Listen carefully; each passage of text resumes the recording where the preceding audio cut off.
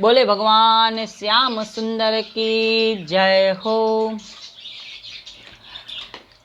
दिति के गर्भ में जय विजय के वास की कथा का वर्णन 14वां अध्याय।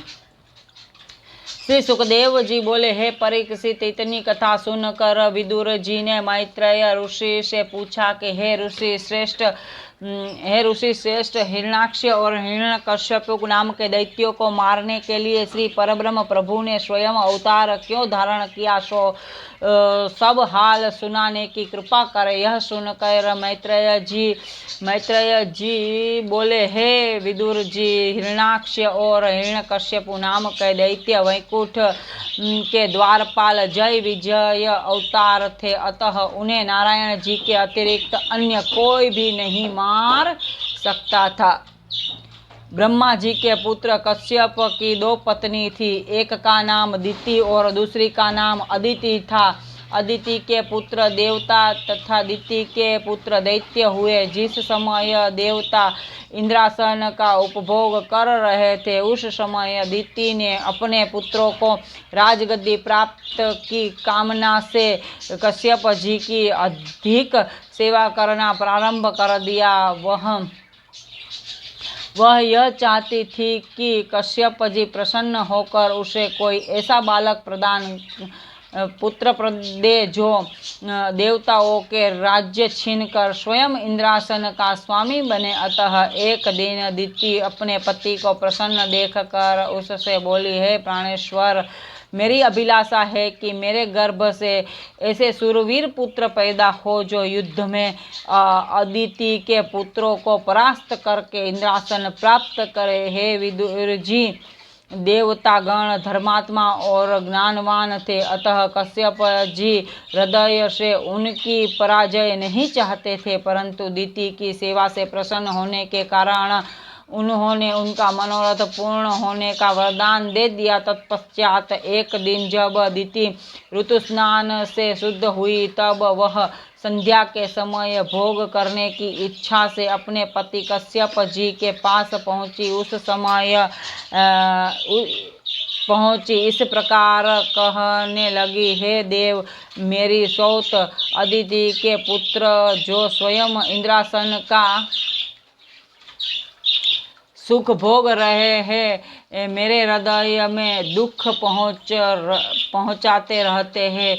उनका आकर्षण मुझसे नहीं सहा जाता, उत्कर्षण मुझसे नहीं सहा जाता, यानी कि उनकी प्रगति उनसे नहीं सही जाती। अतः आप कृपा करके मेरी चिंता दूर कीजिए। दिति के ये वचन सुनकर मरीच के पुत्र कश्यप ने इस प्रकार कहा, हे दिति, मैं इस समय तेरे साथ मैथुन नहीं कर सकता, क्योंकि सायंकाल में 4 घड़ी रात बीतने तक और प्रातः काल के पूर्व 4 घड़ी रहने तक का समय श्री परम प्रभु परमात्मा के स्मरण करने के है। अतः आप इस समय प्राणी को अन्य कोई कार्य करने का नहीं है।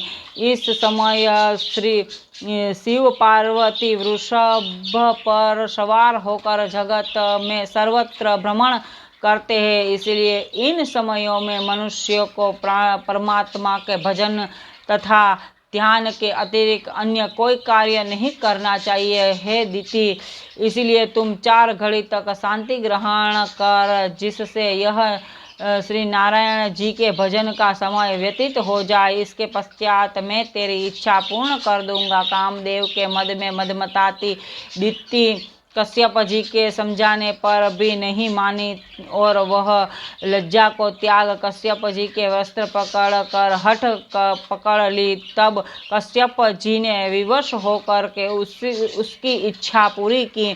तदंतर उन्होंने दिति से कहा, हे दिति, इस समय तूने जो अधर्म किया है, इस अपराध के कारण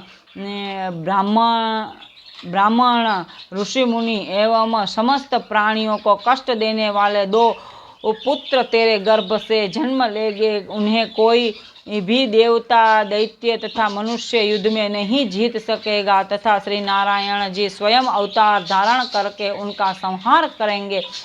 कश्यप जी के यह वचन सुनकर दिति अत्यंत उदास हो गई। तत्पश्चात वह हाथ जोड़कर इस प्रकार कहने लगी, हे स्वामी, मेरी इच्छा तो केवल इतनी ही थी कि मेरे पुत्र देवताओं को जीत कर इंद्रपुरी के राज्य सुखों का उपभोग करे। मैं ऐसे अधर्मी पुत्रों को लेकर क्या करूंगी। दिति के यह शब्द सुनकर तथा उसे अत्यंत उदास देखकर कश्यप जी ने कहा, हे दिति, अब कुछ नहीं हो सकता। मैंने तुझसे पहले ही मना किया था, परंतु जब तूने मेरी बात नहीं मानी, फिर भी मैं यह वरदान देता हूँ कि तेरा एक पुत्र परम भक्त, ज्ञानी तथा तपस्वी होगा। पौत्र मतलब पुत्र का पुत्र।